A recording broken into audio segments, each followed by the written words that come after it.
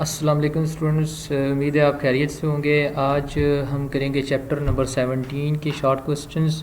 तो आज का पहला क्वेश्चन है distinguish between crystalline, amorphous and polymeric solids. तो इनके दरमियान हमने जो है फ़र्क बताना है। There is regular arrangement of molecules, यानी कि जो मॉलिक्यूल्स हैं, जो एटम्स हैं, वो तरतीब के साथ जो है वो अरेंज होते हैं। किस में? क्रिस्टलाइन में। और ये जो होते हैं सॉलिड टू लिक्विड, इनकी ट्रांजिशन जो होती है वो बड़ी तेज़ी के साथ होती है। इनका मेल्टिंग पॉइंट क्या होता है? डेफिनेट ही, ये मैंने एग्जांपल इसकी लिखी हुई है साथ। मॉर्फस भी क्या होता है? इसकी जो अरेंजमेंट ऑफ एटम्स है, अरेंजमेंट ऑफ मॉलिक्यूल्स है, वो रेगुलर नहीं होती।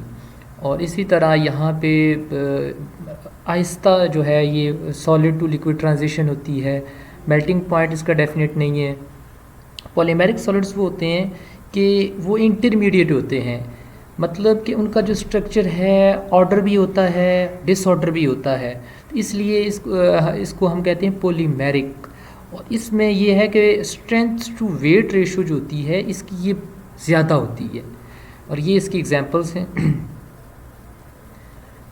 17.2 Define stress and strain. What are their SI units? Differentiate between tensile, compressive and shear modes of stress and strain.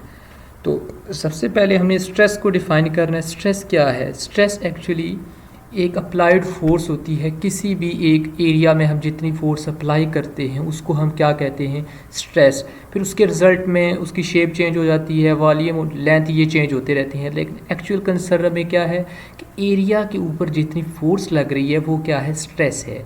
इसका यूनिट क्या है? फोर्स का यूनिट न्यूटन और एरिया का मीटर स्क्वायर। और न्यूटन पर मीटर स्क्वायर को हम पास्कल भी कहते हैं। पास्कल किसका यूनिट हमने पढ़ा था? ये प्रेशर का है पास्कल। तो इसी तरह स्ट्रेस का भी पास्कल है। स्ट्रेन क्या है? The deformation of solid when stress is applied on it. अब स्ट्रेस हम अप्लाई करते हैं, यानी कि फोर्स पर यूनिट एरिया हम अप्लाई कर होता है किसी भी जगह का, तो उसके रिज़ल्ट में अगर उसकी डिफॉर्मेशन हो जाती है सॉलिड की या किसी ऑब्जेक्ट की, तो क्या होता है? उसकी लेंथ में जो चेंज आता है और जो उसकी एक्चुअल लेंथ पहले थी, इनको हम डिवाइड करें, यानी कि रेशियो जो होती है इसको स्ट्रेन कहते हैं। और इसका यूनिट नहीं होता। यूनिट क्यों नहीं है? लेंथ का अगर मीटर हो, इस लेंथ का मीटर, तो मीटर मीटर के साथ कैंसिल हो जाएंगे। तो ये क्या होता है? डायमेंशनलेस है। टेंसाइल स्ट्रेस क्या होती है? When stress changes the length of body it is called tensile strength.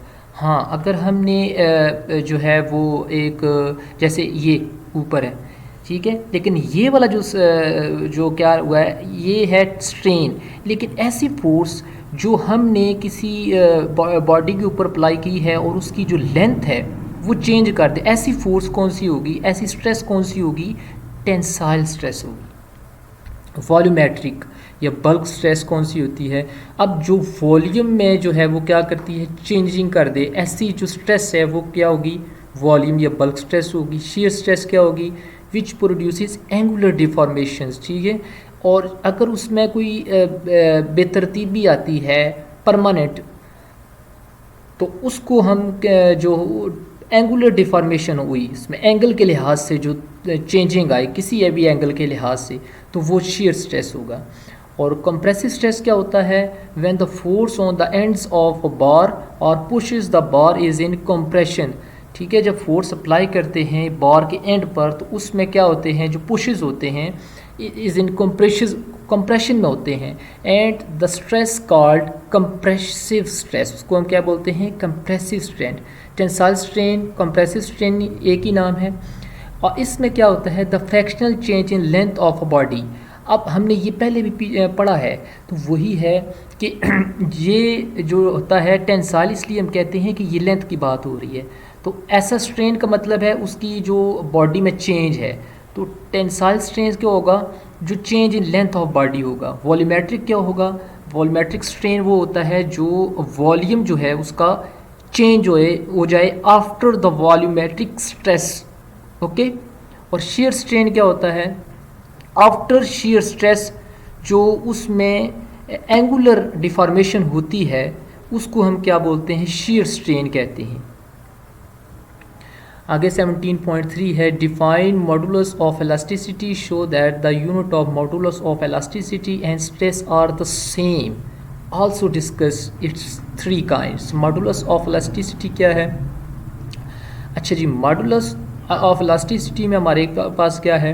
The ratio of stress to strain is a constant for a given material provided that external applied force remains within elastic limit। elastic limit means कि कोई भी अगर for example एक wire है उसको हम जो है वो खींचते हैं, अब वो एक स्प्रिंग की तरह बिहेव करेगी ना, तो अब क्या होगा? तो उस पर हमने स्ट्रेस लगाई, स्ट्रेन भी हुआ, यानी कि चेंज भी आया, तो उस स्ट्रेस और स्ट्रेन की जो रेशियो होगी उसको हम क्या बोलते हैं? Modulus of elasticity. और इसका जो यूनिट है वो भी न्यूटन पर मीटर स्क्वायर है। और इस यानी कि स्ट्रेस जो था उसका भी ये यूनिट था, मॉडुलस ऑफ इलास्टिसिटी का भी ये यूनिट है। वो कह रहा है ऐसा क्यों है भी? स्ट्रेन का यूनिट ही नहीं है ना, तो रह गया स्ट्रेस का यूनिट, तो दोनों के फिर सेम हो जाएंगे। आगे हमारे पास था, इसकी पहली टाइप थी यंग मॉडुलस। यंग मॉडुलस में क्या होता है? हमारे पास जो टेंसाइल स्ट्रेस होता है, टेंसाइल स्ट्रेस होता है और टेंसाइल स्ट्रेन होता है, उनके दरमियान जो रेशियो होती है उसको हम यंग्स मॉडुलस कहते हैं, यू आएगा। और बल्क मॉडुलस में हमारे पास क्या होता है? यहाँ पे वॉल्यूमेट्रिक स्ट्रेस और वॉल्यूमेट्रिक स्ट्रेन को हम क्या बोलते हैं? Bulk modulus. यानी कि बल्क का जहाँ भी जिक्र आएगा अपने जहन में रखना, वॉल्यूम उसको वॉल्यूम के साथ होगा रिलेशन। अब ये हमारे पास हमें पता है, ये आप फार्मूला लिख दें साथ इसका कि ये बल्क मॉडुलस F/A यानी कि वॉल्यूमेट्रिक स्ट्रेस है और ये क्या है? वॉल्यूमेट्रिक स्ट्रेन है। तो ये हमारे पास क्या हो जाएगा? ये ऊपर चला जाएगा और ये वाला A नीचे आ जाएगा बाय रूल। तो शेयर मॉडुलस में क्या होता है? The ratio of shear stress to shear strain हमारे पास क्या कहलाती है? मॉडुलस क्या? शेयर मॉडुलस कहलाता है। और यहाँ पे अगर आप देखें तो ये शेयर स्ट्रेस है और ये क्या है? शेयर स्ट्रेन है, और इसको शेयर मॉडुलस को G के साथ रिप्रेजेंट करते हैं। 17.4 है draw a stress strain curve for a ductile material and define the term elastic limit, yield point and ultimate tensile stress.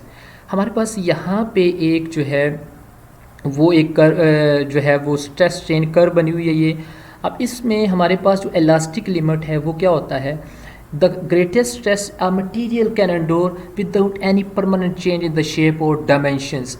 अब यहाँ पे अगर देखा जाए तो O से लेकर A तक, यानी कि O से लेकर B तक, यहाँ तक जो है हमारे पास ये क्या होगा? इलास्टिक लिमिट, इसलिए साथ मैंने E लिखा हुआ, ये इलास्टिक लिमिट है।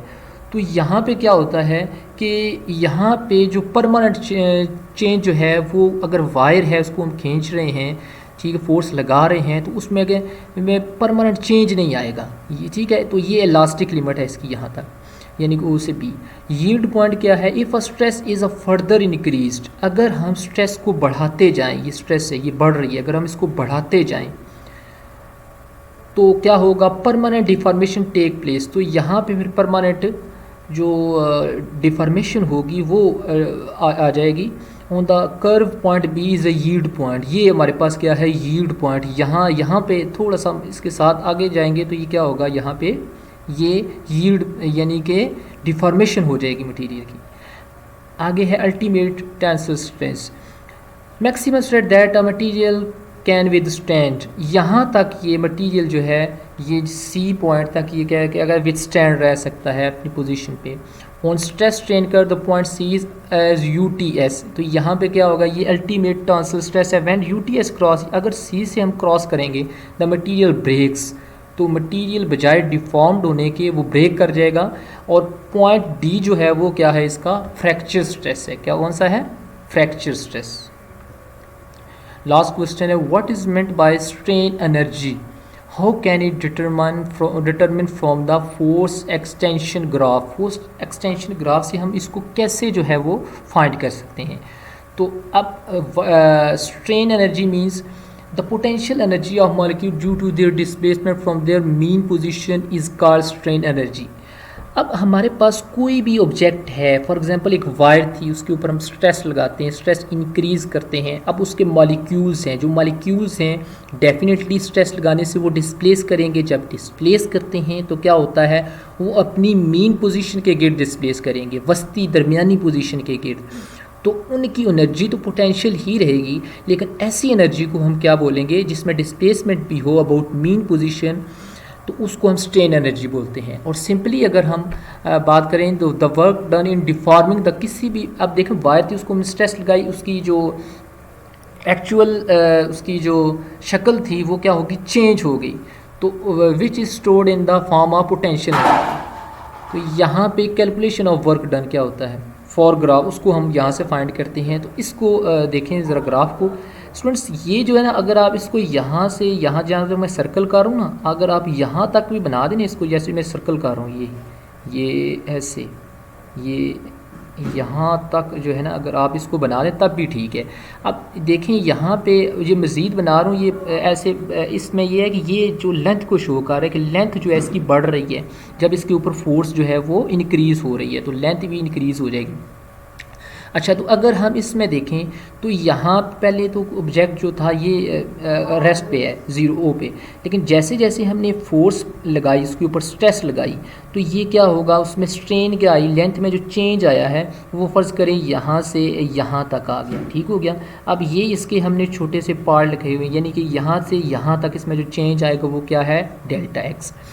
अच्छा जी, तो हमारे पास अगर ये ट्रायंगल बन जाए ओ ए बी, ठीक हो गया, तो इसमें अगर हम वर्क डन को फाइंड करना चाह रहे हैं तो वो क्या होगा। अब देखें एक्सटेंशन कितनी हुई है, डिस्प्लेसमेंट कितनी हुई है मॉलिक्यूल्स की, यहाँ से लेकर L1 तक हुई है, ठीक है। अब फोर्स कितनी हाई है, यहाँ से लेकर F1 तक आई है, F1 यानी कि L1। तो यहाँ पे AOB जो ट्रायंगल बनेगी, OAAB हम लिख लेंगे। OA हमारे पास क्या है, ये हमारे पास O, यहाँ से O है, A L1 है, और OB यानी कि ये वर्टिकली हम देखें तो ये क्या है, ये हमारे पास L1 है। तो हाफ F1 L1 ये क्या है, this is the work done in the form of potential energy in the wire. So ये हमने जो है वर्क कैलकुलेट कर लिया इजी। इसमें और कोई भी इस तरह की बात नहीं है स्टूडेंट्स। उम्मीद है कि आपको हमारी वीडियोस पसंद आई होगी। अगर कोई भी क्वेश्चन है तो उसको कमेंट की सूरत में ज़रूर मेंशन कीजिएगा। Thank you.